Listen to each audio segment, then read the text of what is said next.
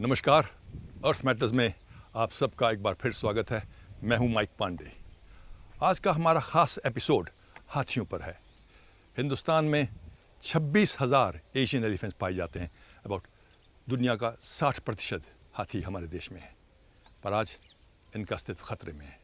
आज के एपिसोड में हम एक नज़र डालते हैं एशियन एलिफेंट और उनका भविष्य।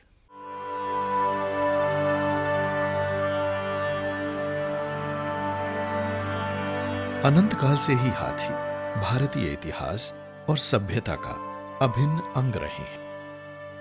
हाथियों को भारत में पुराने समय से ही राज रजवाड़े, आवागमन के साधन और युद्ध सामग्री के तौर पर इस्तेमाल करते रहे हैं।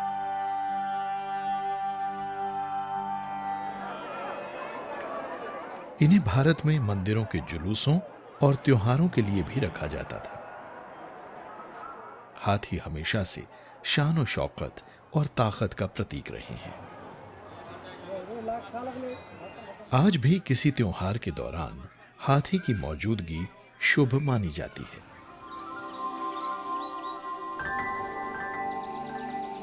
भारत में एशियाई हाथी की सबसे बड़ी आबादी मौजूद है। यहां 20,000 से भी ज्यादा हाथी हैं।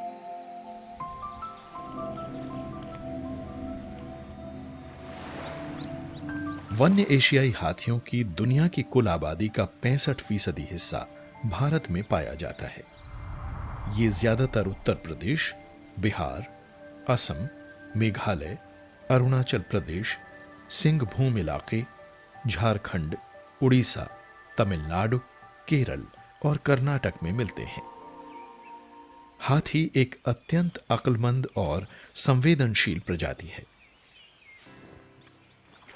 ये न सिर्फ औजारों का इस्तेमाल कर सकते हैं, बल्कि इनमें करुणा और दुख जैसे कई मनोभाव भी होते हैं।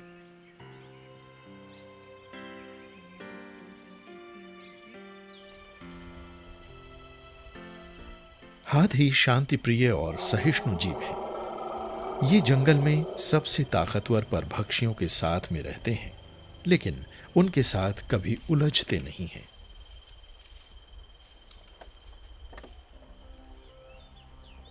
हाथी बेहद सौम्य जीव होते हैं और आमतौर पर हमला नहीं करते। दुनिया में हाथियों की दो बड़ी और प्रमुख आबादियां पाई जाती हैं। एशियाई हाथी, जो भारत और अन्य एशियाई देशों में मिलते हैं, और अफ्रीकी हाथी। इन दोनों को दूर का सहवंशी माना जाता है, पर इन दोनों में कुछ खास शारीरिक अंतर मौजूद हैं, जो भौगोलिक जरूरतों के अनुसार सदी दर सदी विकसित होते आए हैं। अफ्रीकी हाथी आकार में ज्यादा बड़े होते हैं और उनके कान भी कहीं ज्यादा विशाल होते हैं। इनका आकार अफ्रीका के नक्शे जैसा होता है। ये इनकी गर्दन तक फैले होते हैं और इनके जरिए हाथी को अफ्रीका की तेज गर्मी से निजात पाने में मदद मिलती है। इन हाथियों को पानी की खोज में अफ्रीका के घास के मैदानों यानी सवाना में अक्सर घूमते देखा जा सकता है। अपने एशियाई सहवंशियों के विपरीत, जिनमें केवल नरों में ही गजदंत होते हैं, अफ्रीकी हाथियों में नर और मादा दोनों में ही गजदंत होते हैं। ये खोदकर आहार और पानी हासिल करने के लिए एक जरूरी औजार हैं। शरीर में अंतर के बावजूद हाथियों की दोनों प्रजातियां झुंड में रहती हैं।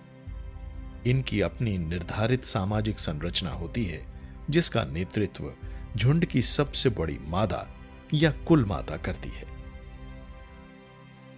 हाथी सबसे विशाल जमीनी स्तनधारी जीव है। ये हर दिन करीब 250 किलो चारा और 500 लीटर पानी हजम कर जाते हैं। भारतीय हाथी ज्यादातर जंगलों में रहते हैं।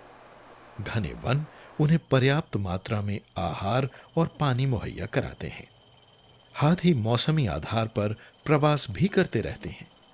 ये उन इलाकों में जाते रहते हैं जहां आहार और पानी की उपलब्धता के लिए पर्याप्त बारिश होती है। लेकिन नई जमीन हासिल करने की इंसान की भूख इतनी ज्यादा है कि जंगलों को बड़ी बेरहमी से साफ किया जा रहा है। जंगलों को आग लगाई जा रही है और धधकती हुई ये आग हजारों एकड़ में फैले कुदरती जंगलों को तबाह करके भारतीय जंगली हाथी के आशियाने को बर्बाद कर देती है। अब ये अपने पुराने प्रवास मार्गों के जरिए प्रवास भी नहीं कर सकते, क्योंकि ये रास्ते बढ़ती शहरी बस्तियों, गांवों, खेतों, रेलवे लाइनों और सड़कों के कारण खत्म होते जा रहे हैं।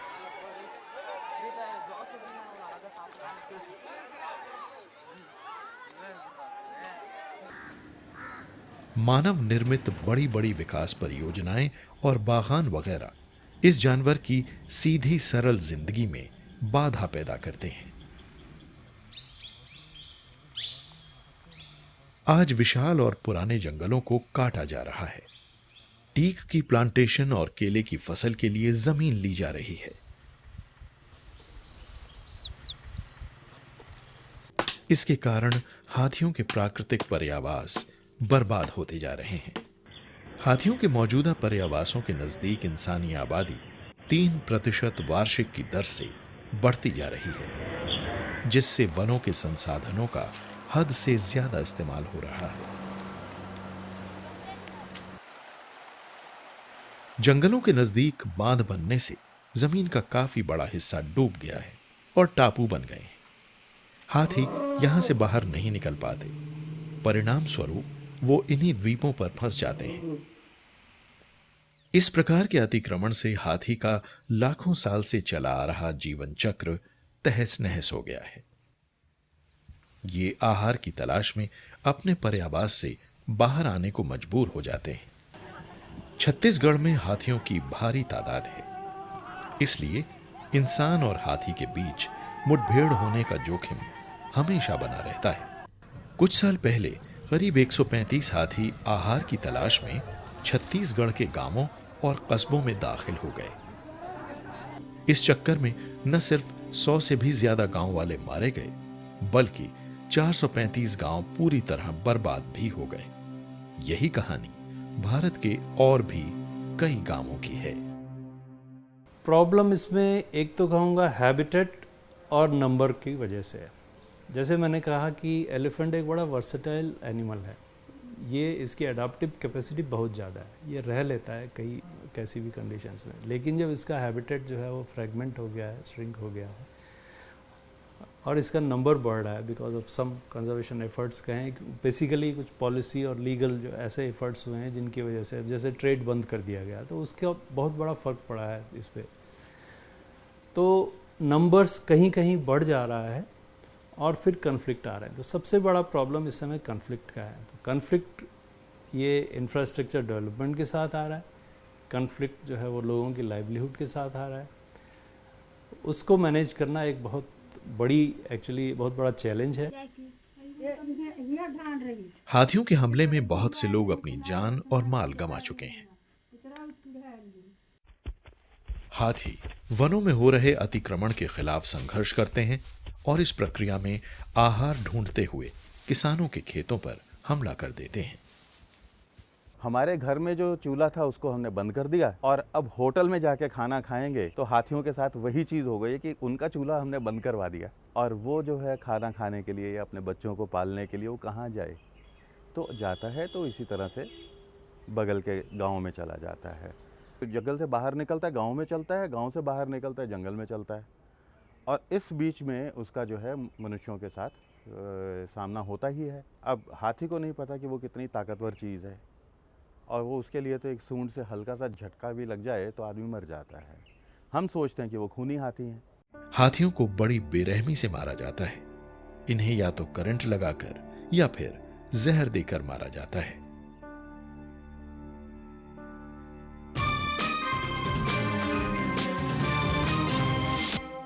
पर विडंबना इस बात की है कि जिस विशालकाय जीव को हम पूजते हैं, हाथी, वो हमारी सड़कों पर एक दर्दनाक मौत भी मरता है। क्यों? तो आइए देखते हैं हाथियों की स्थिति और क्या विकल्प हम ला सकते हैं, क्या बदलाव हम ला सकते हैं। एक अंदाजे के मुताबिक भारत में हर साल इंसानों और हाथियों के बीच होने वाली मुठभेड़ों में 300 तक इंसान और हाथी मर जाते हैं। आज भारत में 1000 से भी ज्यादा हाथी अपनी जगह से दरबदर हो गए हैं, जो खाने और पानी के लिए जंगल से बाहर निकलने पर मजबूर हो जाते हैं। हाथी आलू खाता है, धान खाता है, घर बार तोड़ता है, कभी कभी गायों को मारता है। अनुमान लगाया जाता है कि उत्तर बंगाल में हर साल हाथियों द्वारा 4000 हेक्टेयर से ज्यादा कृषि भूमि और करीब 1100 घर तबाह कर दिए जाते हैं।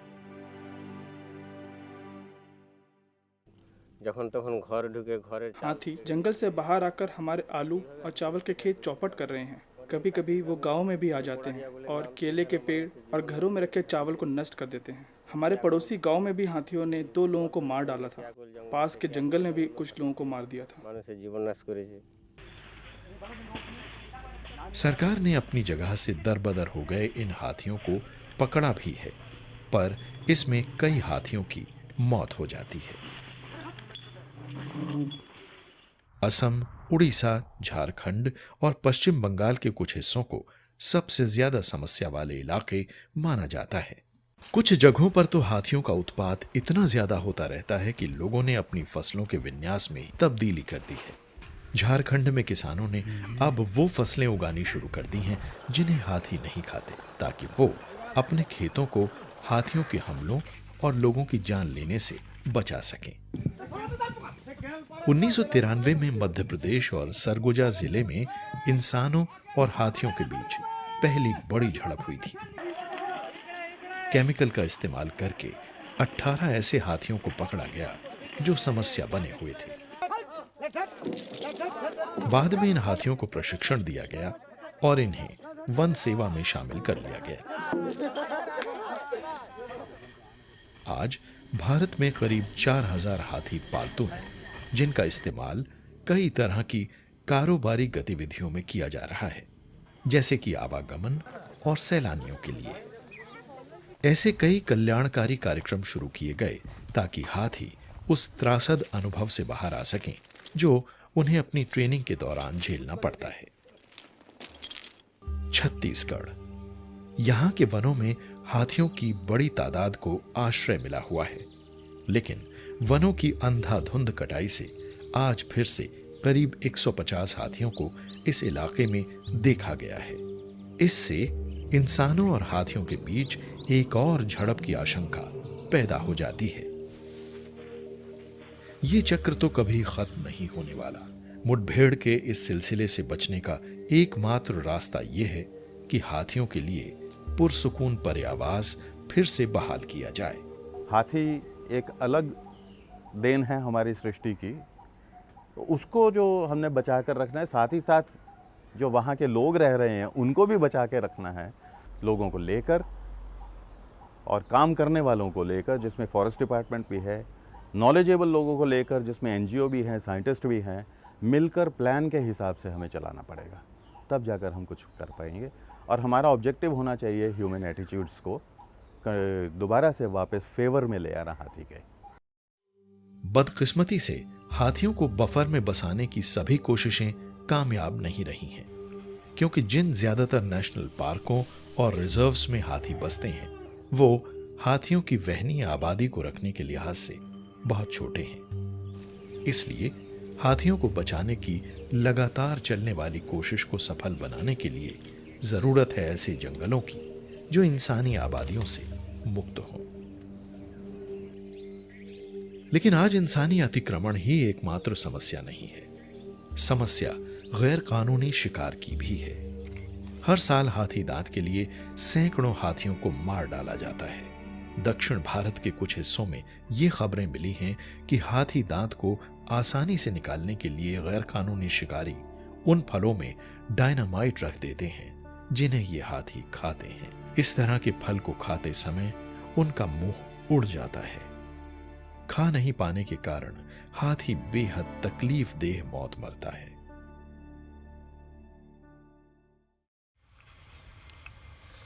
भारत में सिर्फ नर हाथियों के ही दांत होते हैं। अफ्रीकी हाथियों के विपरीत एशियाई मादा हाथियों में दांत नहीं होते।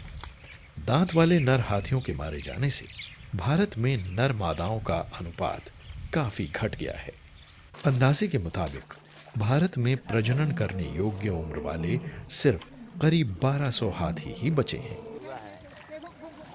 भारत में गैर कानूनी शिकारियों ने दक्षिण भारतीय हिस्से में 1000 से भी ज्यादा नर हाथी मार डाले, जिससे नर मादा का अनुपात 1 और 250 का हो गया है। इससे झुंडों के बीच अंतः प्रजनन होने लगा है और जीन पूल कमजोर हो गया है।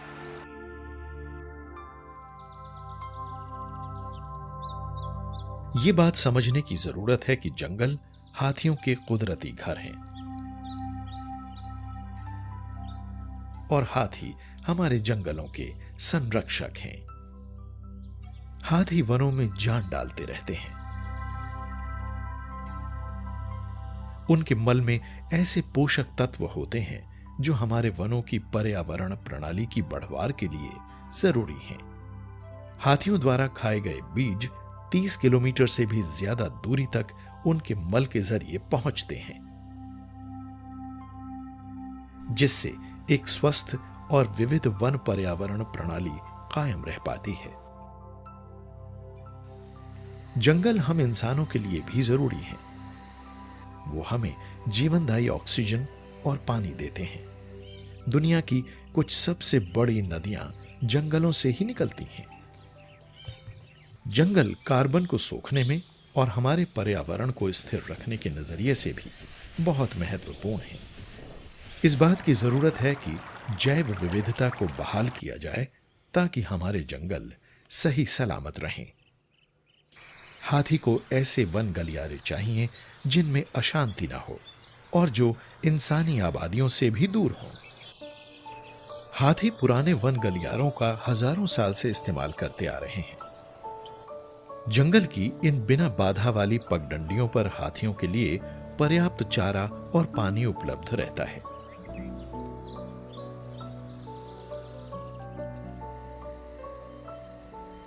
हाथी वनों से तभी बाहर आते हैं जब वो आहार और पानी के लिए मजबूर हो जाते हैं।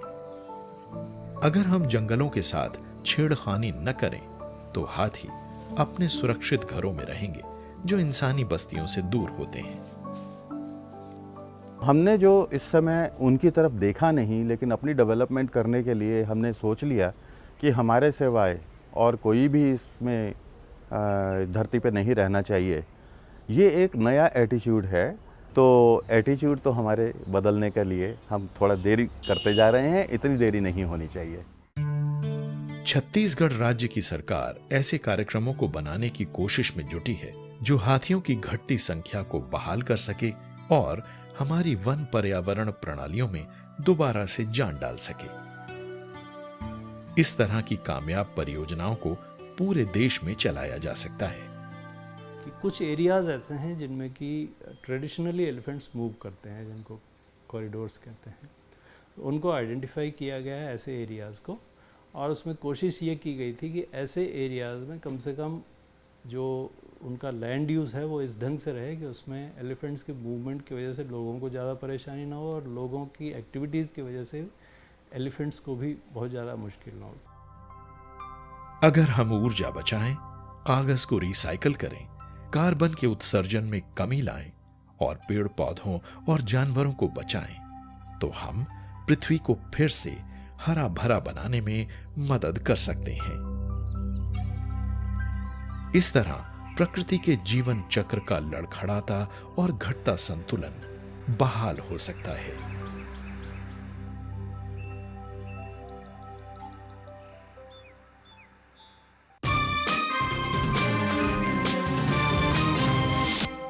आज इनके पर्यावास की तबाही के कारण, जंगलों के अवैध कटने के कारण प्रकृति के ये शक्तिशाली जीव आज अपने घर से बेघर हो गए हैं। ये जानना बहुत ज़रूरी है कि जंगल हाथियों का एकमात्र घर है और इन्हें भी एक संतुलित पर्यावरण की उतनी ही ज़रूरत है जितनी कि हमें। हम सबको ठोस कदम लेने होंगे अगर हम बदलाव चाहते हैं अपने जंगलों को, अपनी पृथ्वी को नष्ट होने से बचाने के लिए।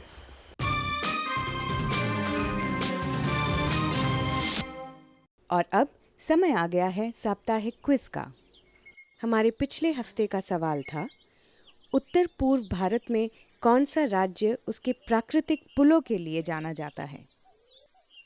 इसका सही जवाब है चेरापूंजी, मेघालय।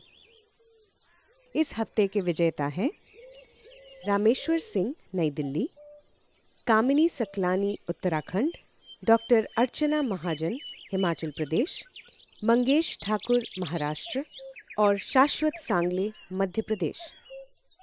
पहले 5 विजेताओं को मिलेगा अर्थ मैटर्स की तरफ से एक टी-शर्ट और सर्टिफिकेट और 10 विजेताओं को अर्थ मैटर्स के friends of the earth certificate. और इस हफ्ते के पृथ्वी मित्र स्पेशल सर्टिफिकेट के विजेता हैं मीनू, हरियाणा, सैयद मोहम्मद हैदर, उत्तर प्रदेश, मोहम्मद शोएब, झारखंड, सुनील गोयल, चेन्नई, दिव्य सिंह, राजस्थान, निशांत शर्मा, हिमाचल प्रदेश, हरजिंदर सिंह, पंजाब, बीके श्रीवास्तव, मुंबई, महर्षि रावल, गुजरात और विपुल प्रकाश, चंडीगढ़। और हमारे इस हफ्ते का सवाल है, भारत के गिर और पश्चिमी घाट के वनों में मिलने वाली अफ्रीकी मूल की भारतीय जनजाति का नाम बताइए। Name the Indian tribe of African descent found in the forests of Gir and Western Ghats. अपने जवाब एक हफ्ते के अंदर हमें इस पते पर लिख भेजिए। हमारा पता है Earth Matters, PO bag number 3, Greater Kailash 2, Nai Delhi 110048। और हमारा ईमेल आईडी है dd.earthmatters@gmail.com। आशा करते हैं आपको ये प्रोग्राम पसंद आया होगा। अपने अपने सुझाव और विचार हमें ज़रूर लिख भेजिएगा, हमें आपके पत्रों का हमेशा इंतज़ार रहता है। अगले हफ्ते आपसे फिर मुलाकात होगी एक नए मुद्दे को लेकर और एक नई दिशा में, एक नई जगह पर। तब तक के लिए अपना ख्याल रखिएगा। नमस्कार।